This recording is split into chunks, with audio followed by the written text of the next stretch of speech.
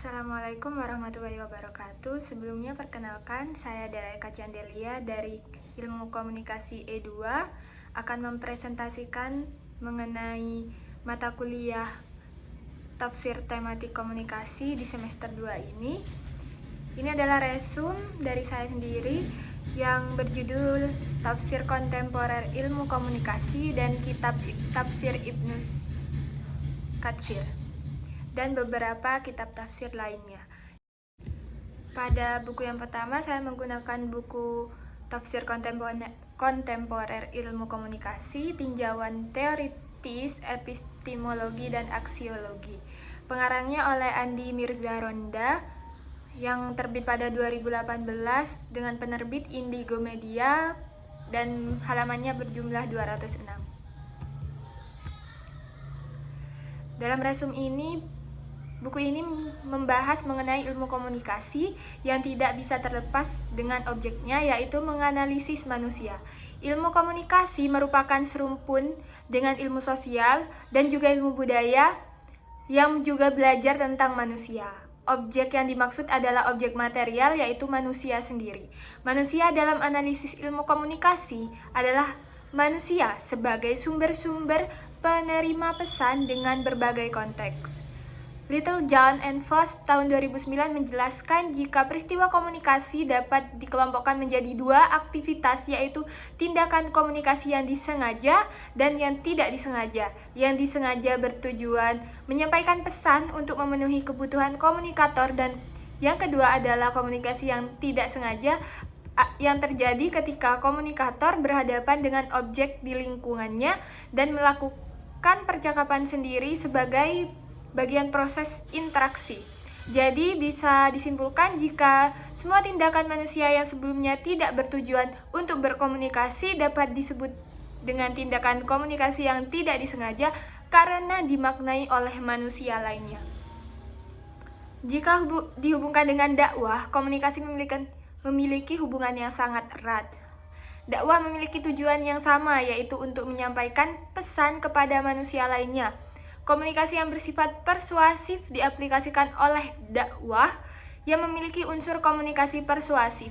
Berbedanya, ketika berdakwah kita harus menyiapkan terlebih dahulu hal-hal yang kepastiannya benar, kepastian dari hal-hal yang kita sampaikan yang sesuai dengan Al-Quran.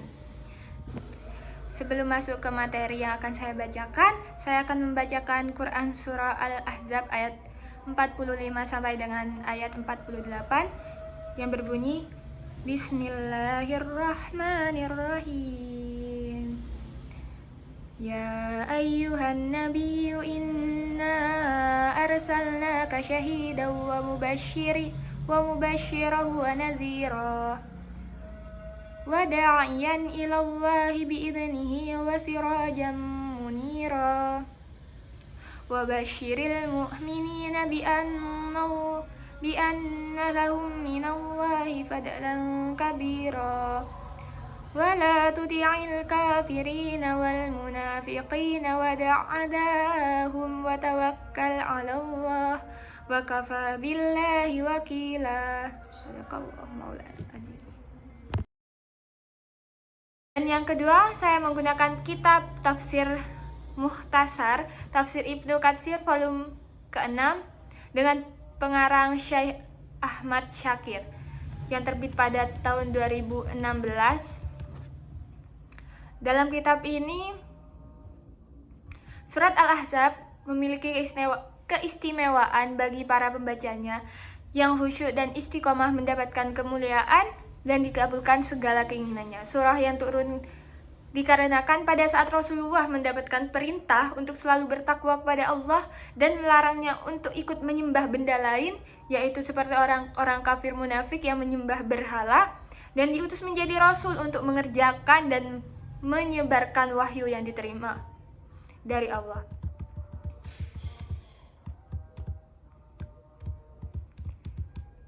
Yang artinya, hai Nabi, sesungguhnya kami mengutusmu untuk menjadi saksi dan pembawa kabar gembira dan pemberi peringatan. dan untuk jadi penyeru kepada Allah Subhanahu wa taala dengan izinnya, dan untuk menjadi cahaya yang menerangi. Dan sampaikanlah kabar gembira kepada orang-orang mukmin bahwa sungguhnya bagi mereka karunia yang besar dari Allah, dan janganlah kamu menuruti orang-orang yang kafir dan orang-orang munafik itu. Janganlah kamu hiraukan gangguan dari mereka, dan bertakwalah kepada Allah Subhanahu wa taala, dan cukuplah Allah sebagai pelindung. Imam Ahmad mengatakan jika Musa ibnu Daud pernah bercerita kepada Falih ibnu Sulaiman, Hilal ibnu Ali dari Atta ibnu Yas, dan menceritakan bahwa ia berjumpa dengan Abdullah ibnu Amr ibnu As, lalu ia berkata kepadanya, ceritakanlah kepadaku tentang sifat atau ciri khas Rasulullah yang terdapat dalam kitab Taurat. Abdullah ibnu Amr menjawab, baiklah, demi Allah, sesungguhnya sebagian dari sifat Rasulullah yang ada dalam Al-Quran benar-benar disebutkan dalam kitab Taurat, yaitu sama seperti yang terdapat di dalam firman-Nya. Hai Nabi, sesungguhnya kami mengutusmu untuk menjadi saksi dan pembawa kabar gembira dan pemberi peringatan. Al-Ahzab ayat ke-45. Dan sebagai benteng bagi kaum yang ummi, engkau adalah hamba dan Rasulku. Aku menamaimu Al-Mutawakkil, yang artinya engkau bukanlah orang yang kasar, bukan orang yang keras, bukan orang yang suka berbicara keras di pasar-pasar, bahkan bukan pula orang yang menolak keburukan dengan keburukan, tetapi memaaf, menyantuni, dan mengampuni. Allah tidak akan mewafatkannya sebelum dia menegakkan agama yang bengkok menjadi lurus kembali melaluinya, sampai mereka mau mengatakan, tiada Tuhan selain Allah. Dengan kalimat ini, dia dapat membuka mata yang tertutup, telinga yang tersumbat, dan hati yang terkunci. Hadis riwayat Al-Bukhari dan dalam Al-Buyu dari Muhammad ibnu Sina, dari Falih ibnu Sulaiman, dari Hilal ibnu Ali.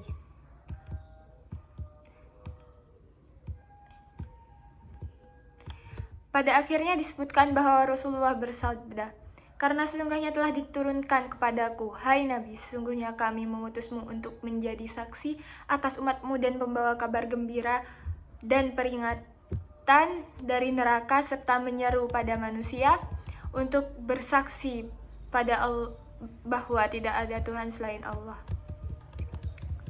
dengan seizinnya, dan sebagai pembawa pelita yang menerangi melalui Al-Quran. Firman Allah Subhanahu wa taala yang pertama ada syahidan, yang artinya sebagai saksi pada surat Al-Ahzab ayat 45, mengartikan adalah yang menyaksikan keesaan Allah serta tidak ada Tuhan selain Allah, sebagai saksi terhadap umat manusia tentang amal perbuatan mereka kemudian hari pada hari kiamat. Dan kami datangkan kamu sebagai saksi atas mereka itu. Adapun sampaikan dalam surah lain, di dalam ayat lain dengan pengertian yang sama melalui firman-Nya.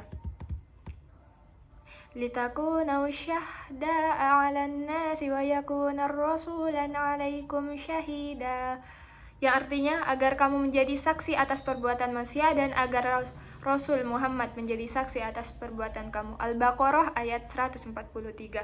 Dan yang kedua ada wa mubasyiran wa nadhira, yang artinya dan pembawa kabar gembira dan pemberi peringatan. Al-Ahzab 45, yang berarti yakni menyampaikan berita gembira kepada orang-orang mukmin dengan pahala yang berlimpah, dan pemberi peringatan kepada orang-orang kafir dengan siksaan yang mengerikan. Yang ketiga ada wada'iyan ilallahi bi'idnih, dan untuk menjadi penyeru kepada agama Allah dengan izinnya. Al-Ahzab ayat 46, bermaksud agar menyeru dan mengajak kepada semua makhluk untuk menyembah Tuhan mereka, yaitu Allah. Hal ini berdasarkan perintah dari Allah yang ditujukan kepadanya untuk menyampaikan hal tersebut. Dan yang keempat ada wasirajam munira, dan untuk jadi cahaya yang menerangi. Al-Ahzab ayat 46, yang berarti yakni kebenaran yang kamu sampaikan sangat jelas dan gamblang, perihalnya dengan kejelasan dan kegamblangan sinar mentari, tiada seorang pun yang mengingkarinya kecuali hanya orang yang membangkang, tidak mau tunduk kepada kebenaran. Dan yang kelima ada wala tuti'il kafirina wal munafiqina wada'adhum, Dan janganlah kamu menuruti orang-orang yang kafir dan orang-orang munafik itu janganlah kamu hiraukan mereka. Al-Ahzab ayat 48. Artinya, janganlah kamu tunduk kepada mereka, jangan pula kamu dengar apa yang mereka katakan.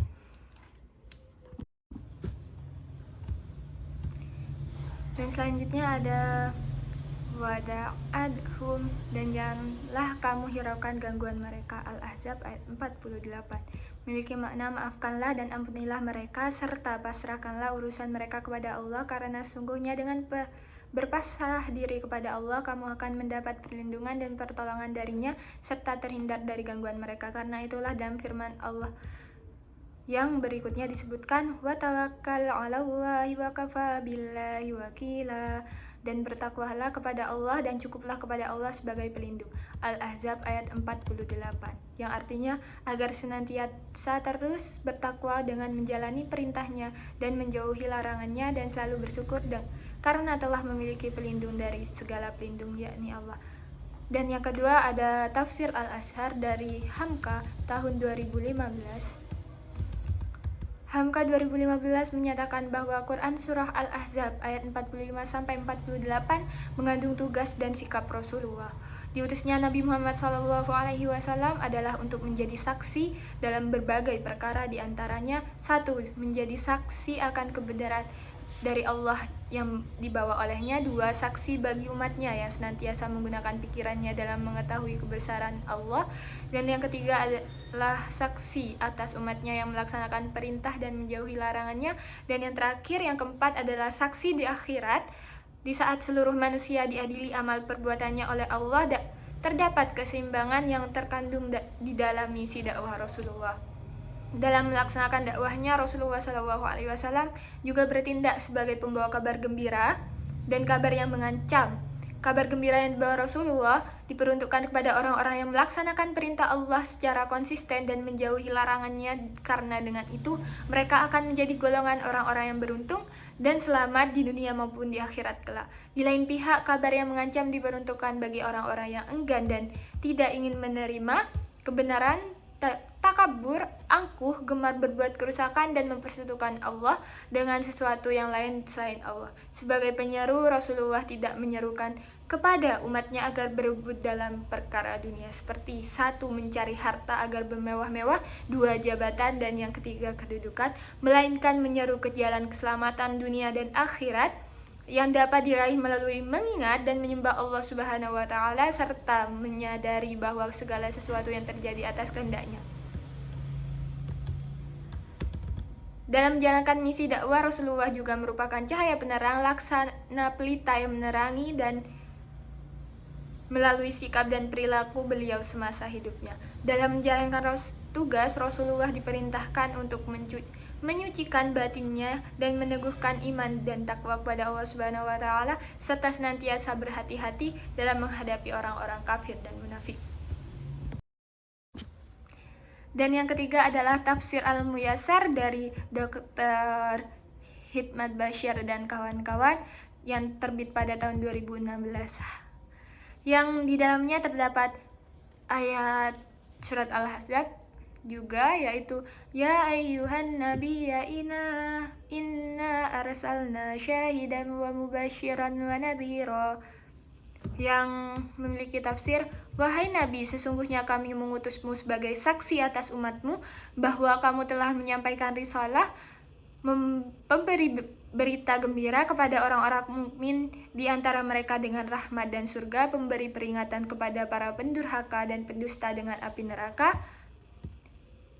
Dan selanjutnya ada penyeru kepada tauhid Allah dan ibadah kepadanya semata dengan perintahnya kepadamu, serta lampu yang bercahaya bagi siapa yang ingin mengambil cahaya darimu. Perkaramu sangat jelas, kamu membawa kebenaran seperti matahari dalam cahaya dan sinarnya, hanya pengingkarlah yang mengingkarinya. Sampaikanlah berita gembira, wahai Nabi, kepada orang-orang yang beriman bahwa mereka mendapatkan pahala yang besar dari Allah, yaitu kebun-kebun di surga. Memiliki asbabun nuzul dari Ibnu Jarir meriwayatkan dari Ikrimah dan Al-Hasan Basri berkata, ketika turun surah Al-Fat ayat 2, beberapa orang mukmin berkata, selamat untukmu ya Rasulullah. Kami telah mengetahui apa yang Allah lakukan kepadamu, lalu apa yang akan Dia lakukan kepada kami. Maka Allah menurunkan ayat 37 ini. Wala tuti'il kafirina wal munafiqina wada'adahum wa tawakkal 'alallahi wa kafa billahi wakila. Yang memiliki tafsir, jangan menaati, wahai Rasulullah, ucapan orang kafir dan munafik. Biarkan gangguan mereka, hal itu jangan sampai menghalangimu untuk menyampaikan risalah. Percaya kepada Allah dalam segala urusan dan bersandarlah kepadanya. Niscaya Allah akan mencukupkanmu dari apa yang membebanimu dari segala perkara dunia dan akhirat. Berikut adalah presentasi dari saya sebagai kelompok 4. Kurang lebihnya mohon maaf. Wassalamualaikum warahmatullahi wabarakatuh.